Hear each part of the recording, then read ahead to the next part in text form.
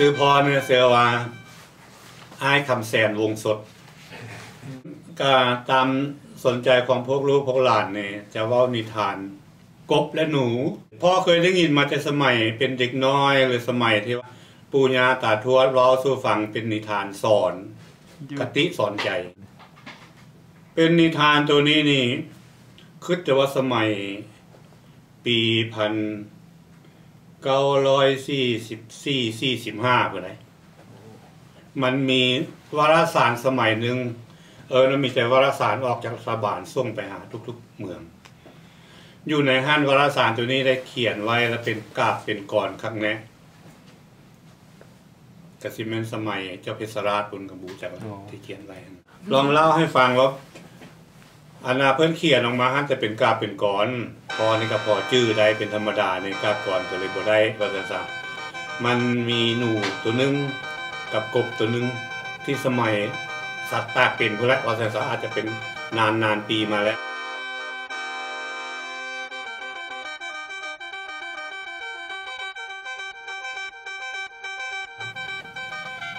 หนูกับกบตัวนี้นี่พวกนี้นี่หมายความว่าทึกอยู่ในดินแดงแห้งแล้งอยู่บนกันดาร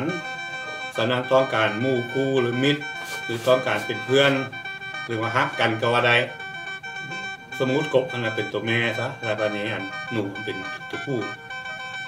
ในเมื่อเวลาทุกข์ยากสู้ทนกันนั้นเพื่อว่าให้มีคำมั่นสัญญาเพื่อบ่อยากให้ลืมกันง่ายจำเป็นตายกับความตายว่าซั่นซะยกตัวอย่างว่ามีสุขความสู้มีทุกข์ความเสพจำเป็นจึงเลยมัดแอวกบกับหนูใส่น้ำกันกับเจ้ามัดบ่จักแล้วมันจะบ่เข้าใจตามนิทานว่าผูกกันไว้ว่าซั่นซะไปใส่ก็ไปน้ำกันเวลาทุกข์ยากก็ไปน้ำกันและพอได้อย่างกันแม่นว่าแบ่งก็สู้กันกินว่าซั่นซะให้หนูนี่ก็ไปให้กบนี่ก็ไปมีวันนึงมีที่ว่าบังเอิญไปไกลต่อไกลจากบ่อที่แห้งแล้งหั่นแหละเลยไปเห็นหนองน้ำใหญ่บัดนี้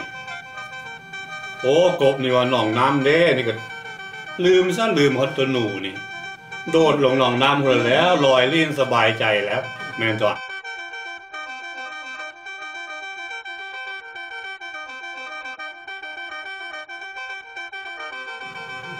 เบิ่งไอ้หนูนี่กระบูอย่างแล้วพอสายเสื่องอย่างมัดแอวอยู่เด้แกก็แก้บ่ทันได้บ่นี่ดีนตายอยู่หน้าหนองทีแล้วงับอยู่แล้วไอ้กบนี่ก็สบายอยู่พื้นบนบ่ลอยไปลอยมาหาอยู่หากินลืมซะอันความผูกพันว่าฮักกันมีทุกข์ความสู้มีสุขความเสพเบิ่งแล้วมีสุขแล้วตัวไผ่ตัวมันเลยว่าซะเพิ่นลืมซะบ่นี่ในเวลานั้นก็โดนมาก็อาจจะว่าในระยะหนุ่มจนตายหลายระยะที่ตายมีบังเอิญกรรมสนองกรรมก็แม้นบาปกรรมนี่อาจจะมีจริงก็บ่จักมีแหลวตัวนึงที่บินอยู่เทิงอากาศบินเซิร์อยู่ธรรมดาแล้วก็หาสัตว์ตายเนาะแม่นตัวมาหาสัตว์ตายแล้วบริโภคเห็นเป็นตัวอาหารกูตัวอยู่ขนาดแงบอยู่หนองขนาดวายก็ลิ้วลงเอาแล้วลิ้วลงลิ้วเอาหนูได้บ่นี่ลิ้วจับกับได้หนู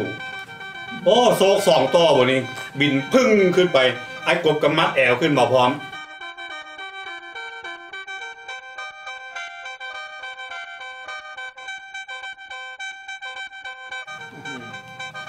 ถือว่าเลยไอ้แล้วนี่เราซกอันน่ะโซก2ตัวจับแต่หนูมากินได้กบพร้อมว่าซั่นซะนิทานตัวนี้มองว่านี่เป็นคติสอนพวกลูกหลานว่าคันเฮาสิฮักกันก็ต้องฮักกันสิ